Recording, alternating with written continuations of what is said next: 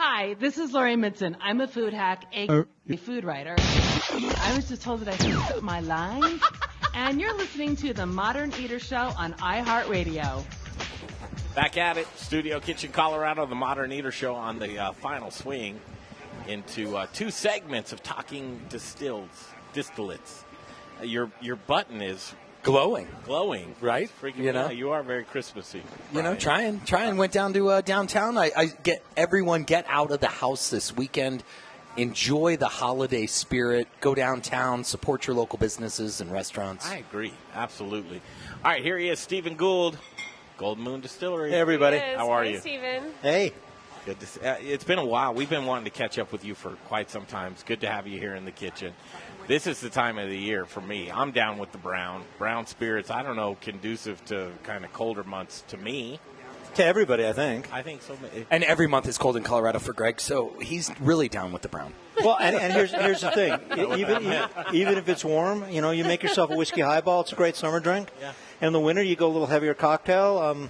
We're going to play around here in a little bit with a little rye whiskey and make a Boulevardier with a little bitters and stir it and drink it. So. I love that you're using that bitters, by the way. We have a few Hearth and Dram. Shout out to those folks who are making some great bitters locally, but no one like that man right there. Big winemaker, switched into alcohol. That right there is probably one of the best bitters, in my opinion, on the market. If you're drinking stuff like Contrado or the other red, I mean, it's just red dye number 7, right? Well, I mean, that's not. No, this is all natural. Yep. You know, he's a casual acquaintance. I wouldn't say we're friends. I love everything the man does. I'd like to say the same thing about the Koki Vermouth. Roberto Bava is a friend.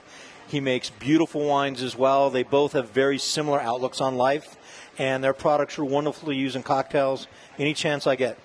Maybe Good I for should you. just I'm roll excited. with that. Brian likes to get right into it. And I like to set the stage. It drives me crazy. I watch the film on There's the so next many week. jokes right now that I'm going to hold back. Like, See how you are. He likes to jump right into it. Keep on, gentlemen. And we love it. Harry, how would you start this interview out, meeting Stephen for the first time? well, Stephen, hi. Hi. It's so nice to meet you. a pleasure to meet you as Please know that I drink rye. I drink ryes. That's what I like. And so, you know, what do you got for me? So we do 2 lines of whiskey at Golden Moon. So we do our single malts, which are grain to glass, which is what this product is at Golden Moon. All the malt that we use is malted at Golden Malting, which is a wholly owned subsidiary of Molson Coors. So the malt house is right down the street. But then the second line of whiskeys we do are our Gunfighter line. And we work with a variety of distilleries in Tennessee and Kentucky. Mm-hmm. We bring in bourbons and ryes, and then typically we'll do something with them. So the rye whiskey we have here is 100 proof. Which one is it? This is the Gunfighter Rye right here in the middle. Ready to have a Gunfighter. gunfight? What a good You name. ready to go, Carrie? I'm sorry, that's the 13. Gunfighter Rye. Oh, this one. Okay. This one. So this is 100 proof rye. It's made by our friends at OZ Tyler in Owensboro, Kentucky. We bring the spirit into Golden Moon. We put it in used California port-style wine casks, and we do a secondary finish, typically about 6 months. Okay. The barrels. Is that pretty standard? The age? This is more what someone in Scotland might do to finish a Scotch whiskey in a sherry or a port cask. So we're doing the same thing, but we're doing it with American whiskeys, and we're really making the whiskey our own. Yeah. So the reason we originally developed the Gunfighter line was solely to flesh out the cocktail program at Golden Moon Speakeasy. Cool. You know, everybody's making bourbons, everybody's making ryes. I've made them for other people. Yeah. We needed something that we would finish that would be our own for the cocktail program. Cool. Well, here we are 5, almost 6 years after Gunfighter was created. And why Gunfighter? Can you tell us about your name? Oh, you already heard this story, didn't you? No. Okay, so I wanted something that honored the Wild West. I mean, we're in the Wild West. I always liked cowboy movies and westerns when I was little. Shootout. My father was a filmmaker. A lot of my family friends were actually in westerns. My uncle was a regular on Gunsmoke. Oh, cool. And So you're talking John Wayne, Ronald Reagan, real Gunsmoke. kind of Absolutely. The Western. youngins won't even know what that is. I know. And this is where it gets even cooler, I think. So when I was 16, I worked as a stuntman. And among other things, I was in a Wild West show in Virginia City, Nevada. and that's actually me on the label. No. Yeah. So I'm the gunfighter. One of my favorite Sunday shows, Wild Wild West. Oh my God, I love there. Wild Wild West. You know. I love it. That was a great show, Wasn't it? So I asked Blake to come in because he is like he got me into rye. Wait, so I know a guy named Whiskey Bear. So the Whiskey Bear is standing right here next to me. Here he is. Hey Blake. Oh, I just like it. Nothing too particularly special about it. I just really enjoy it. Yes, I drink rye because of my guy here, Blake. Well, and more often than not, when I'm at home, I'm going to make cocktails off of my rye. Yep. If I'm going to drink my single malt, I'll typically drink it neat or in a highball. Mm-hmm. But if I'm building cocktails, it's typically off of the port finished rye. We've actually just launched a rum finished rye as well. That's really good for rye old fashions, but for Manhattans, for liberals, for Brooklyns, for your classic really earthy, spicy cocktails, I think the port finish works better. Yeah. Cool. So Greg didn't know how to get that. It's a drink. It's a drink. Greg's like, wait, Manhattans and liberals? Where? Where's the show going? I wanted to hear. I wanted to hear a Rob Roy in there, which I was telling. Oh dear. Okay. Where do we start? So, do you want to start by talking about Golden Moon? You want me to whip up a couple of cocktails? We can pass them around. Talk about Golden Moon while we whip up some. All of the above. Oh, yeah, Yep, do it. I'm going there. First of all, with any spirit, you should go straight first, right? Yeah, go ahead. Yeah. I guess I don't know. Straight to the spirit. We've got We have enough the What does that mean? Do we have enough glassware Yeah, there? sure we do. George, grab some glasses, would you? Yeah, grab some small glasses, would Grab you? some of those little small glasses. We'll do that. We're going to need like 97 glasses. Yeah, and then start I with mean, my don't you math's think pretty we good. should like taste each one like raw dog and then put it in there? I think that's only best when it's straight lip to the bottle. You know? Touche. Pass it around, guys. cut that clip out. All right, so we're going to use this glassware. Now, these actually, the glassware actually has my friend Michael's Distillery's name on it, so 291. shout out to 291. But why don't we start with a little single malt? We had some of that in the cupboard not too long ago. We polished it off, though. Now we're going to drink Sorry. this Rob. But I'm interested in trying this because of the fact single malt coming out of Colorado, that's somewhat of a big deal, I would think. I'd like to think so. Here we go. All right. Hang on, wait for me. It doesn't we're mean not, anything we're if not you don't- shooting this here. If We're you gonna- don't make eyes, it doesn't mean anything. It's bad luck. How do you? So Blake, you drink your whiskey, you just put it down, huh? Yeah, neat and quick. Neat and quick. All right, I'm going to smell it. I'm an efficient savor human it. being. Like I don't mess around. So single malt, though, right? So single malt. How so- long is this age? So this is very, very young. This is between This is- 4 and 8 months old. Wow, okay. We're using small New American oak barrels, number 3 char. We use a totally atypical method of mashing, sort of an upside down Scottish mash, so it's different than most whiskey makers. We use a proprietary strain of yeast that I believe captures a much higher malty character. Rather than using distiller's malt, we use a brewer's malt. It's Coors malt. And what we end up with is a very approachable, really, I'm very biased, but it's a wonderful whiskey. We actually took with Principium, this one, which we've just launched. We took a gold medal this year at the World Spirits Competition in San Francisco. Oh, congratulations. With one of our other single malts, we took a double gold 2 years ago. So it's really good whiskey, even though it's younger than most people would expect. Which I kind of appreciate because a lot of times when I'm seeing, and we're talking about Michael Myers, and he's unapologetic about wanting a very rich whiskey. He'll force stave, use smaller barrels. Michael makes beautiful whiskey. I mean, his absence stave bourbon is amazing. His rye is amazing. He is a quality whiskey maker, and we're proud to have him in Colorado. I like the color, the flavor, the taste, the nose. It's all good on It's that. got a really It's rocking. peaty peaty? Is that an Are you going with acceptable PD word? on that one? I wouldn't go peaty with it. Really? I'd go malty. Okay. Well, I'm getting a remember, everybody's sweeter side maybe than maybe than I'm the just a little earthy. bit more hypersensitive, No, everybody's- tuned in than you guys are. Everybody's palate's a little different. Well, as a woman, the only woman at the table, I would I'm sure. totally I'm say sure I Carrie. just have a deeper connection. To You it are than you way. guys I do. would totally agree with that. I would totally agree. All right, let's break off, come back for the Booze and the News segment. I think, Blake, you're going to make some cocktails here? Along with Steven? He's ready. Are you going to make some cocktails? Can we time him? We're going to make them together. Yeah, we're going to make them together. All right, cocktail time up next. All right, we got some big cubes. We got some ice. We got some garnish. We got to stir. We got to stir. We can measure it. We can measure it. We're done. And we got a house party. Doctor, we have the tools. Okay, Little Rich, you're locked and loaded. Who are you with over there in the Little Rich corner? He's all by himself. Little Rich in the Little Rich corner. Carrie Barrett fell in love with the Little Rich I love it. Do you want me to come? Here we go. Final segment coming up next. We'll break away, come back. Booze in the News is next right here on the Modern Eater Show on iHeartRadio. Thanks. So we're in the final approach. We're putting the seat backs up, the tray tables up. Thanks thank you for coming. This is incredible. It's so fun. Thanks for having me. Yeah, we got to have you back more often. This twice a year is not enough.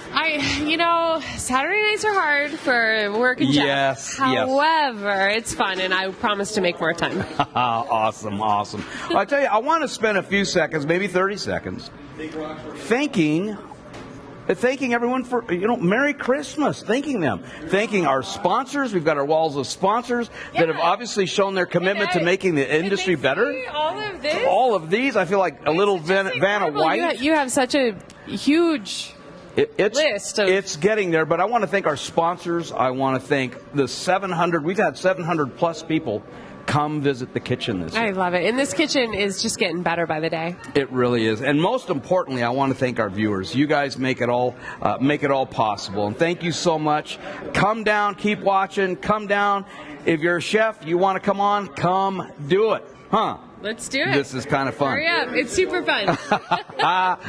We'll be right back. Colorado chefs, Brian Freeman with Growers Organic in the Modern Eater Talk Show. Do you care about where your food comes from? I do. Do you want loyalty from customers who care about that as well? I can help by providing top quality organic produce with reliable delivery, knowledgeable sales team who genuinely care about how food is grown, transported, and served. Chefs, Growers Organic will ensure you have excellent ingredients for your next James Beard dinner, your nightly specials, or your regular menu items. Join the organic revolution and go organic with Growers Organic. Look us up online at growersorganic.com. Hey, chef friends, it's Little Rich here from Raquelitas Tortillas. Raquelitas, known for hyper-local, innovative, and healthy tortillas and chips, served by Colorado's top chefs, and that's why we only use Colorado Mills sunflower oil. If you, too, want to serve the healthiest, most vibrant-tasting foods, you must use Colorado Mills. Colorado Mills is hyper-local, Colorado-grown, cold-pressed in Lamar, Colorado. Whether you bake, fry, or saute, get your Colorado Mills today. Available through Shamrock, Growers Organic, and Dawn Foods. For the best oil in the business, use Colorado Mills. Okay, back to the show in just a minute. Right now, Jeff Rourke and A+ Beverage Solutions. Beer, it's important, but it's important that it tastes like the brewer wanted it to taste. If you're pouring beer in a shoddy tap system, the glycol's off, temperature's off. I've seen places where you pour the beer, they're pouring it into a pitcher because there's so much foam, and then they pour it in a glass, the temperature's off. I can't even believe they'll serve it. I just saw it the other day, and it is a sin. It is. And don't you think often they just put it in the pitcher and then pour it right down the drain? Yeah. What's the point of that? No, because that's exactly what we're talking about, efficiency. If you're pouring inefficient beer, what are you doing, boys? You're pouring your money down the drain. That's dirty. That is well dirty. done. Is that a catchphrase? We need to pour efficient beer and start the revolution with Jeff Rourke and A+ Beverage Solutions. He's going to make sure you got the custom tap lines of your dreams, or he's going to come in and do the maintenance that you so desperately need. Jeff Rourke and A+ Beverage Solutions, family owned and operated. These are the guys that you want to go to. His cell phone number, Brian, you got a pen? Give me 1 second. 720-272-3809. Say it again. 720-272-3809 for the best in the business when it comes to tap lines and tap solutions. It's Jeff Rourke and A+ Beverage Solutions. Now it's time for the Modern Eaters Booze in the News segment. I like my beer cold, my meat grilled, and my entertainment explosive. All we need is a chair and a cooler beer. Here's your booze news. I got to clear the deck for Booze in the News. All the booze news you can use right here on the Modern Eater Show on iHeartRadio. Continuing on with Stephen Gould. Here it is. Well, wait. Before we do, I got to tell you that single malt, Stephen, tasted that during the break. Right here, man. Even though it was young, it was still way up here. To me, that would be an everyday. I mean, I hate to say that. You know, we just proves that I'm an alcoholic, but it's okay. I called it Just don't tell your mom. Before 5, Brian? Or yeah, I have to. There's days, I think if it's after 11, you're okay. To me, that's an every morning.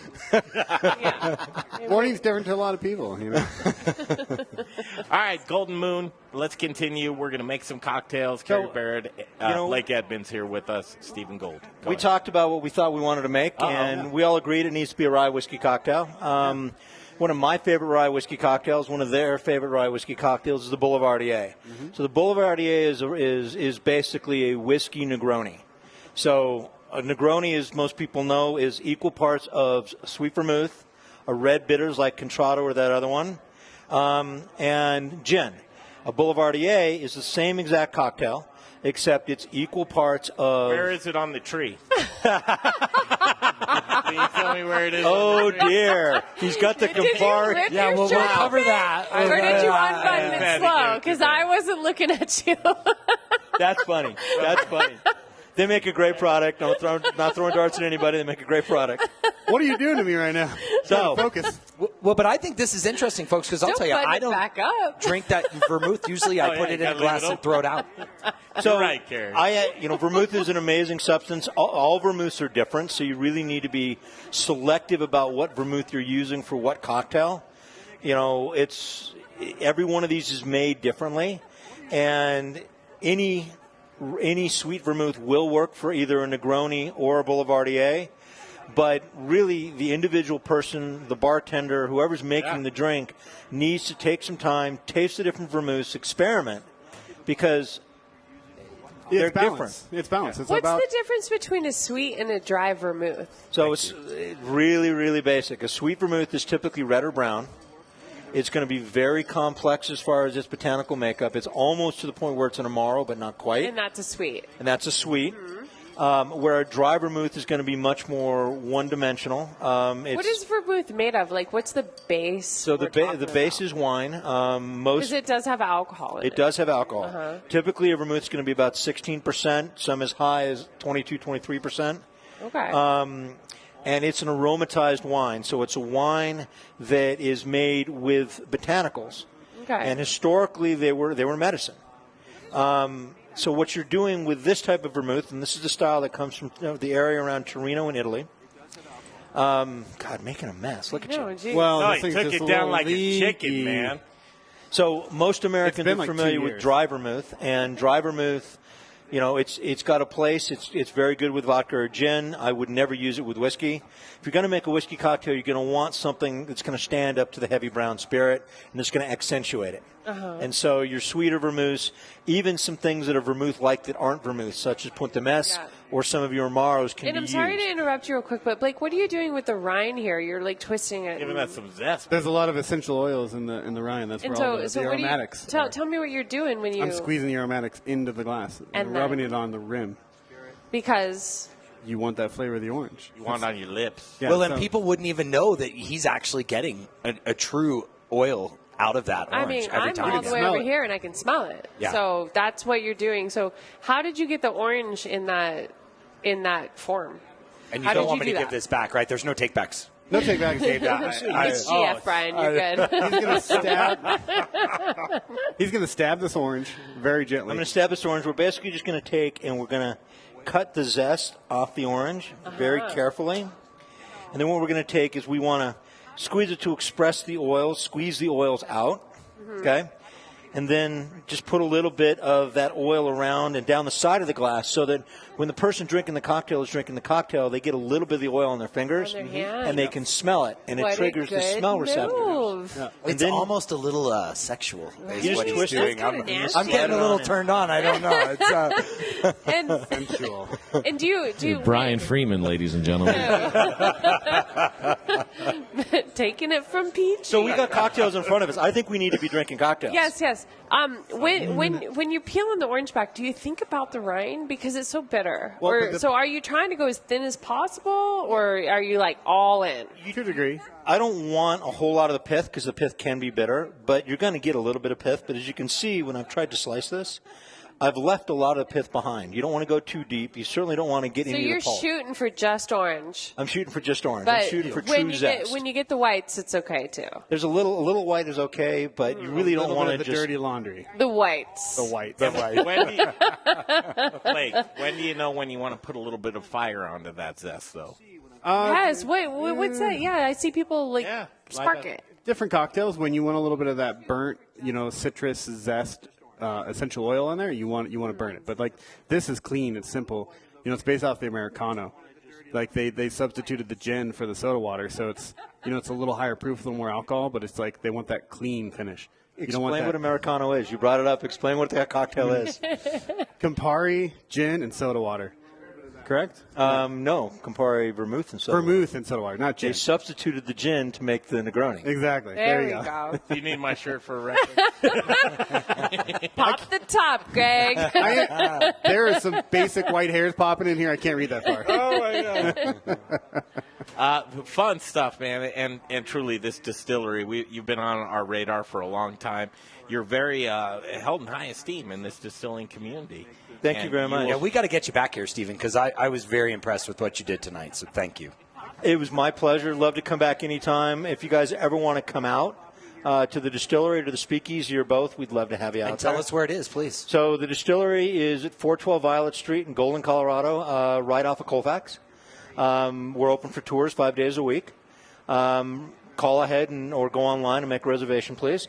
And then our speakeasy, which is a cocktail lounge, is open 7 days a week from 4 p.m. till close, which is either 10 or 12. We will be open after midnight on New Year's. And we have live music 3 to 4 nights a week, 60-plus cocktails on the menu. Every single drop of alcohol we sell, we produce at Golden Moon. Nice. 111 Miners Alley, so directly behind the Windy Saddle Coffee Shop and adjacent to Miners Saloon. Now, if it's a speakeasy, I want to go through a back door or a hole in the ground or something. I need a secret handshake? It's not. What's the deal? It's not the best marked. It's very discreet, but it's speakeasy light. You don't need reservations. You don't need a secret password. Walk in, make yourself at home, have a great cocktail. I have to thank you, Stephen Gould. There it is. Happy Everybody holidays. involved. Yeah, Carrie Baird, Blake Edmonds, everybody here tonight. Thank you so much. Happy holidays. Thanks for We'll having see us. you next week Merry Christmas. on the Modern Eater Show. Bye, guys. Bye. Thanks. Bye.